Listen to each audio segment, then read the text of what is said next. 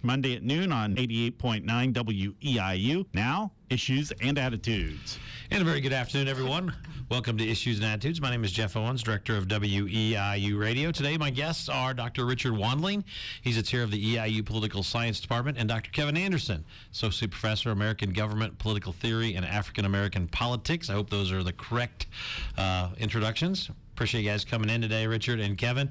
And most people can figure out we're going to be talking politics and basically the results of last week's presidential election, which has been barely in the news. So I thought we'd maybe give it a little bit of information today. So, Kevin, we'll let you go first. I guess your thoughts a few days past our election and where we stand right now. Well, I think so far, I think the general consensus is that President-elect Trump, his victory was a little surprising, but I think it did reflect something of the mood of the electorate during the campaign. I mean, it was a very intense, very divided campaign, and in a very strange way, even though I think we sometimes don't like when campaigns get like that, when there's a lot of name calling and there's just a lot of bitterness and rancor between the candidates, that does generate a lot of attention, and it probably had an impact on turnout, for people either who are very passionate about Secretary Clinton or President-elect Trump, or to sort of motivate people to vote against either of those candidates. So as kind of intense and sometimes ugly as it got, I think it did produce the turnout that we saw in the result. And so I think now everyone's kind of in that sort of wait and see stage, and what's going to be the next move heading toward the inauguration. Richard, like that? I'd reinforce that. The turnout of the voting eligible population dropped below 2012 levels. In 2012 levels were below 2008. Pull it toward you, please. Pull it toward me? Yeah, sorry. Okay. Yeah. There you go. We're below 2008 levels. And again, that pretty much reflects the intensity of the election. It was a long, hard-fought process going through the primary season and the caucuses on through the general election. When you think of now President-elect Trump and what the next 60 or 70 days till inauguration means to this country, how important are these next couple months? Well, very important. There were lots of observations and comments that were certainly kind of falling into the category of very divisive and derogatory statements. The president-elect has definitely a lot of healing that he has to do, and we'll see whether he's up to the task on that. Yep. Well, I think it's going to be very important simply because we're as the voting populace, we're looking at which direction are you going. How close are you going to adhere to a lot of the promises, that were put out there during the campaign? What type of people are you bringing in to sort of help you accomplish the goals that you're setting for your administration? So in that sense, it's really going to be kind of interesting, because part of the healing process is seeing the new administration take shape, come in, define a direction, and say, okay, here are the people I'm choosing to help me accomplish certain goals, and these are going to be my priorities, after I'm sworn in. So for a lot of times it's just sort of hardcore political junkies who pay really close attention. It was like, oh, who's going to be the chief of staff, or who's going to, be the Secretary of State, or what have you. But I think in this case, there's going to be a lot of attention paid, just because there were some very high-profile promises made, and people are going to want to see progress, toward accomplishing those goals. And if there's no progress, people are going to say, okay, well, wait a minute, what's the plan here? What are you attempting to do? There you go. Were you surprised that there were so many protests and that they're continuing? Not really, just because so much of what happened during the campaign, just there were so many kind of emotional sort of touchstone moments.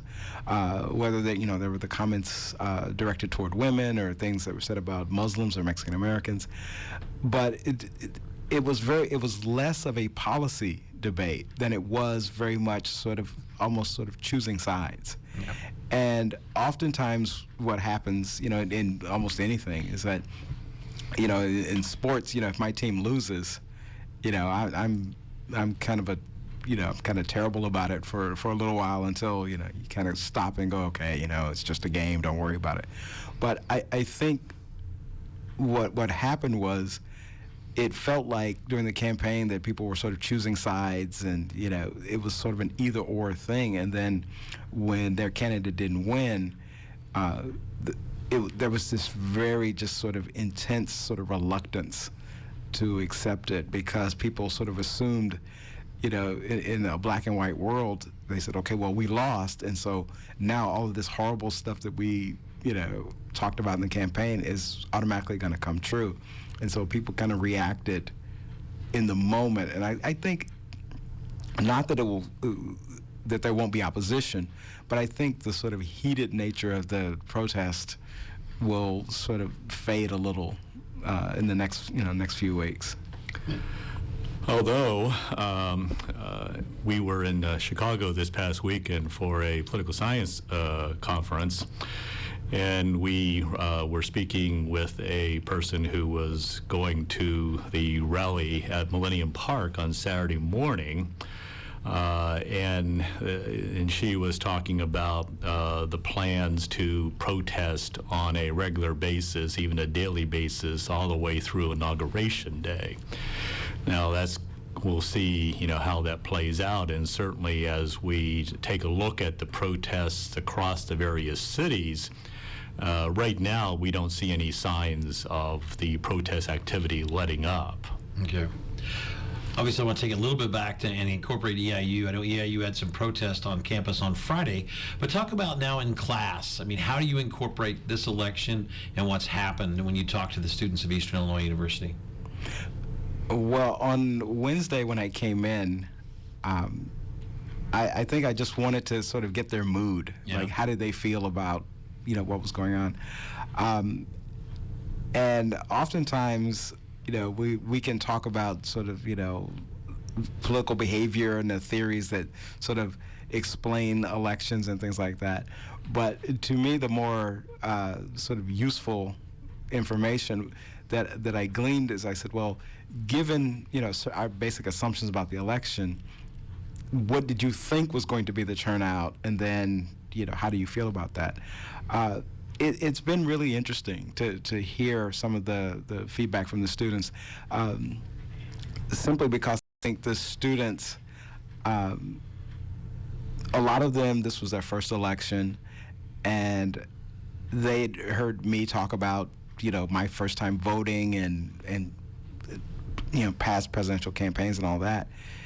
And I think they were sort of measuring their experience against what they've read in textbooks and, what they've heard in myself and my colleagues talk about in lecture.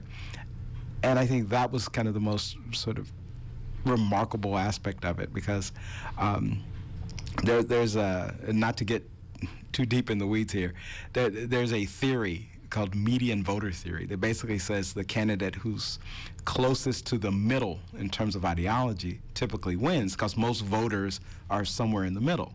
Yeah.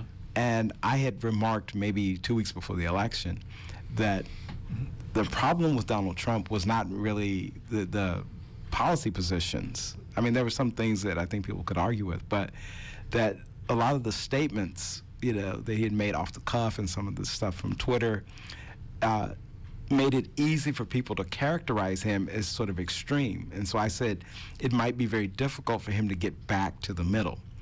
And ultimately, what we sort of talked about on Wednesday and Friday in my classes was the fact that a lot of those statements that got a lot of media coverage didn't really sort of translate. People didn't take them as reflective of his policy stances.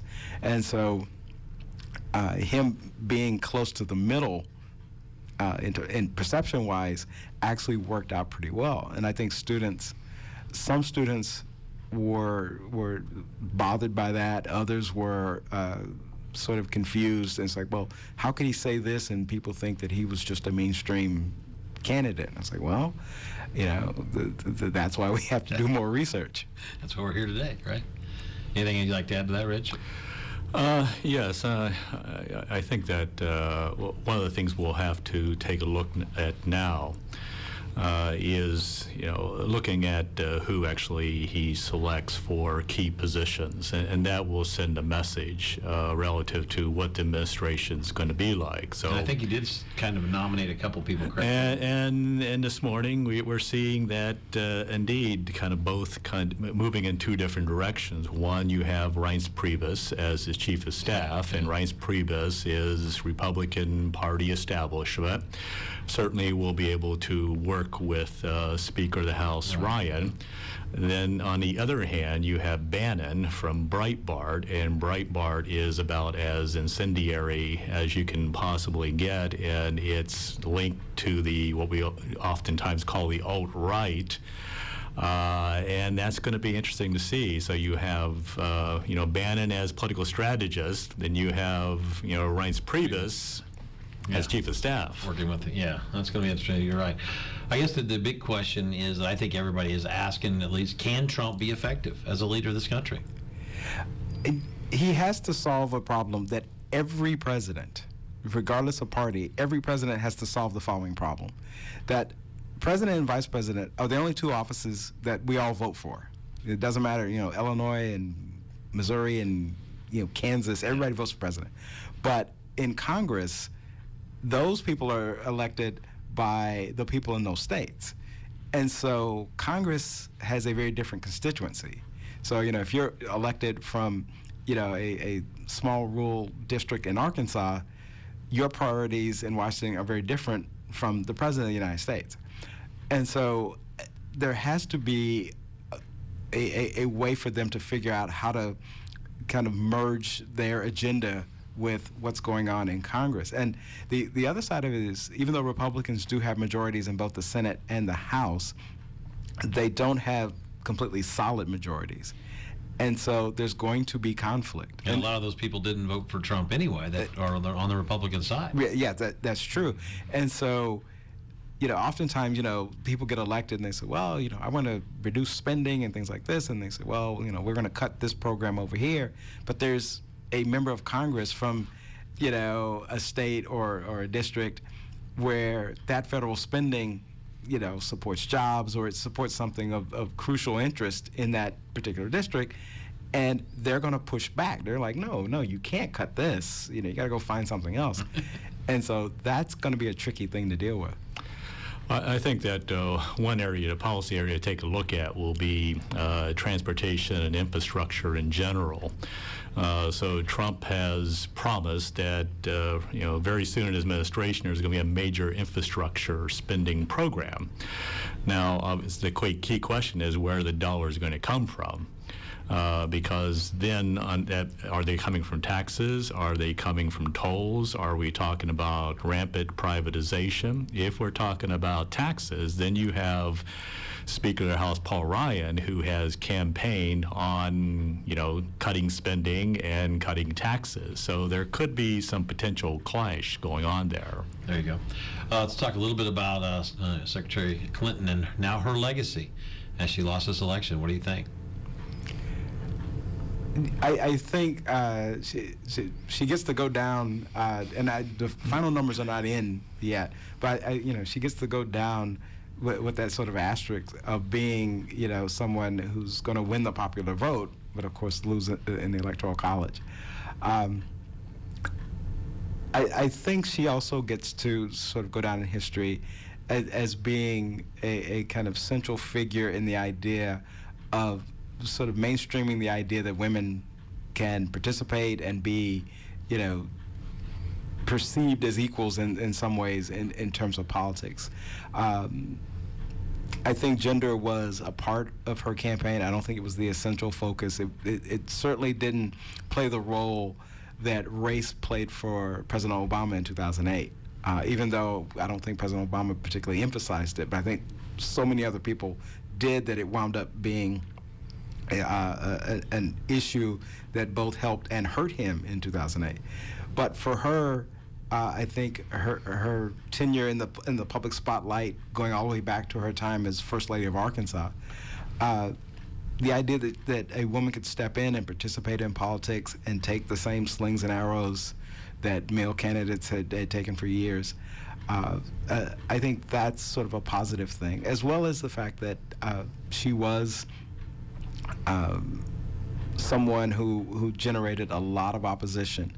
And I'm not sure how much of it was generated by her politics.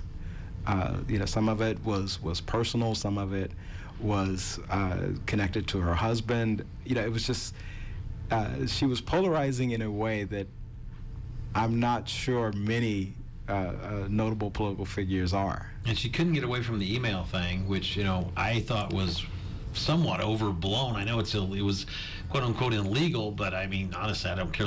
In most instances, you talk to people and they don't really care where an email got sent to or from, the world we live in today. Well, but some people, it was the worst thing that ever happened. Well, I think the thing about it was there was always far more smoke than fire.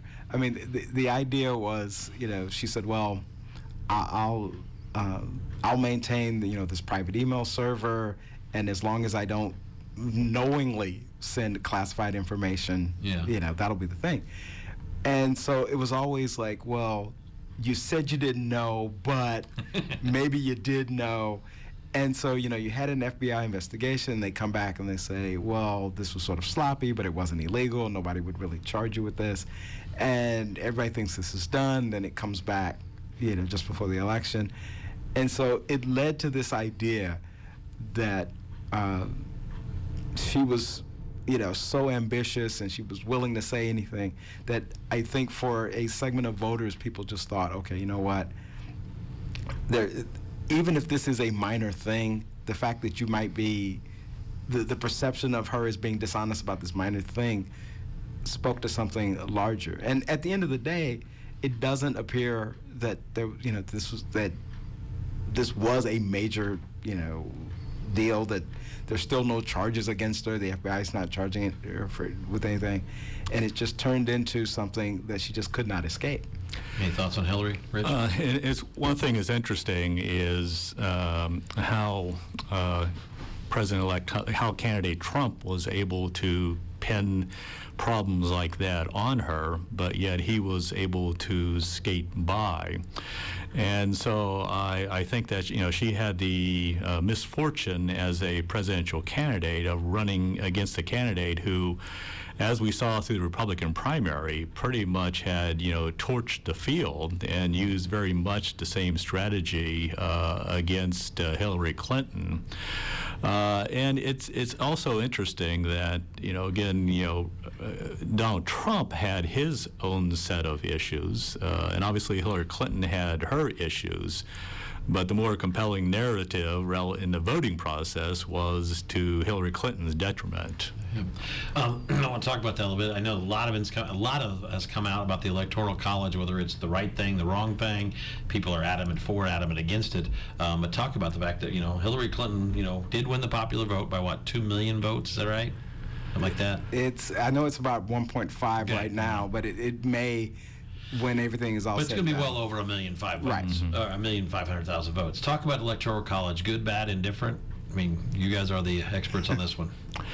Well, I'll start off with that. And again, in my the problem is that the Electoral College originally started out back in the days of the founders as a process whereby a group of elites might come together if indeed somehow the population had made a mistake, and then they would get together almost in like a Senate-like body and deliberate and look out for the broader welfare of the country.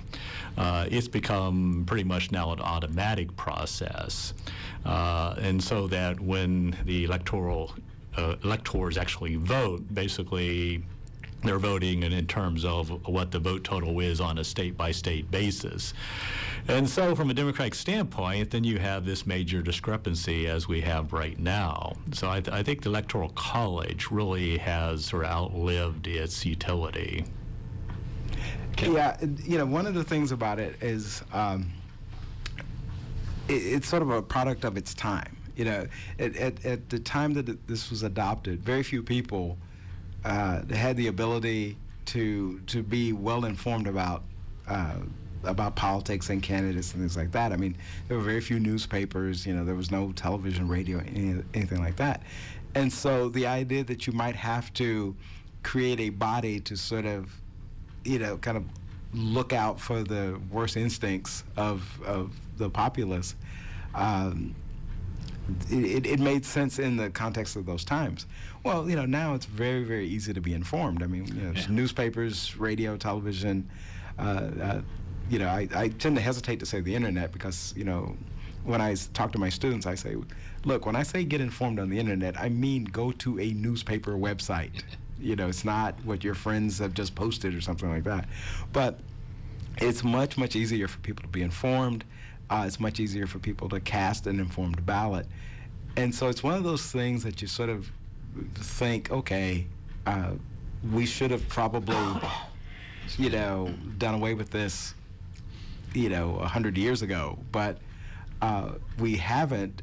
And typically, the argument is, well, all it really does is it, it sort of exaggerates the margin. Well, except in this case where, it sort of, changes the outcome. Yeah, that's what worries a lot of people. And I mean, again, I don't know. What worries you the most now as we head forward now to the next, 4 years under Donald Trump and 4 years as a country? We had, there were some interesting things that happened over the weekend, but what worries each of you the most? Well, I think the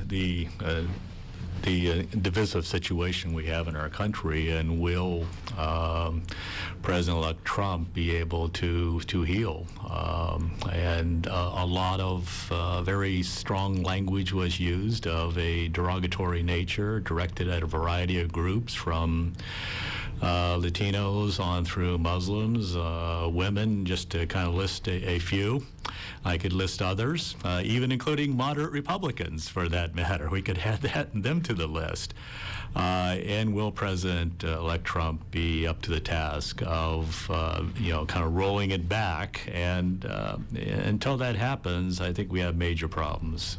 Kevin? Well, I think the thing that I'm most concerned about is that even in our most intensely sort of partisan times, we've always been able to get some things done.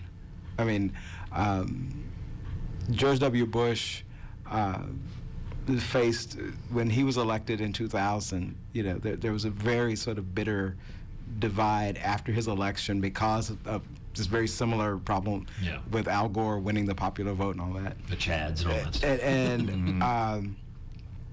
And some of this may be attributed to, kind of the horrible tragedy of 9/11, but eventually George W. Bush was able to get things done. He was able to accomplish some things, on his agenda, whether it was education or Medicare prescription benefit, things like that. So one of my fears is that so much of the divisiveness and the rhetoric may get in the way of just, getting things done that, really shouldn't be that partisan. It's just, we want to have a functioning government. There you go.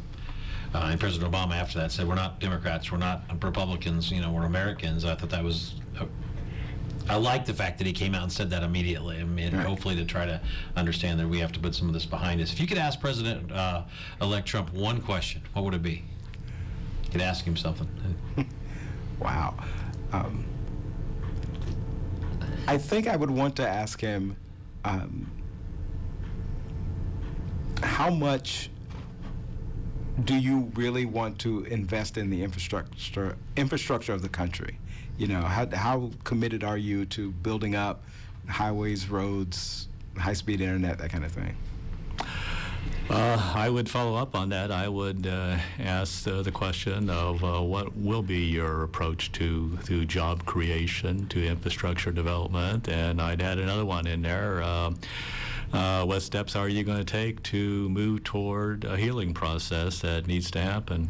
Do you think some of his business interests are going to be a conflict of interest, that he's going to have to look at that before he takes office? unless there is some sort of blind trust arrangement set up, and it can't be his children running the corporate empire, there are going to be major challenges and questions at every point. Yes, it's entirely possible. We don't know all of this information because, of course, his taxes weren't released. But if he's had any type of business relationship with people in Russia, or any type of business relationships with foreign entities, that kind of thing has to be set aside. You have to govern. This is your primary There you go. target right now. This show is flying by. We got about 2.5 minutes left. So I want to ask you some kind of more rapid-fire questions to get a little bit more insight into who you guys are. So we'll let Kev go first, then Richard. All-time favorite president? Wow. Probably John F. Kennedy. Abraham Lincoln. There you go. Favorite political movie or television show of all time that you can't miss, or that you just loved? Wow. And I'll say my new favorite is this Designated Survivor, if you haven't watched that. So, but. If you let me cheat, I'll take two things. All right. TV show was probably The West Wing because it made politics fun. It took sort of the cynicism out of it. My favorite film is a wild, over-the-top film called Bulworth. Oh. I'm going to agree on Bulworth, even though obviously it's a little bit inappropriate. And even though on TV, even though it's a little bit of an exaggeration and a caricature, House of Cards. There you go. All right. Did anybody get to see Dave Chappelle and his thoughts on Saturday Night Live? I did. I thought he was very poignant, and he didn't go just for the laughs. Your thoughts on Chappelle, if you saw it? I saw his opening routine on the show. I did think he was funny in a couple of spots. Yeah, he was funny, but he didn't go for over funny, I guess. Right. He did not. He didn't go for the cheap laugh and sort of attack, the candidate he didn't like. I thought he was very funny, and I thought he was sort of hopeful at the end. Yeah, it was really nice. Saturday Night Live did a very good job in some tough times on Saturday night.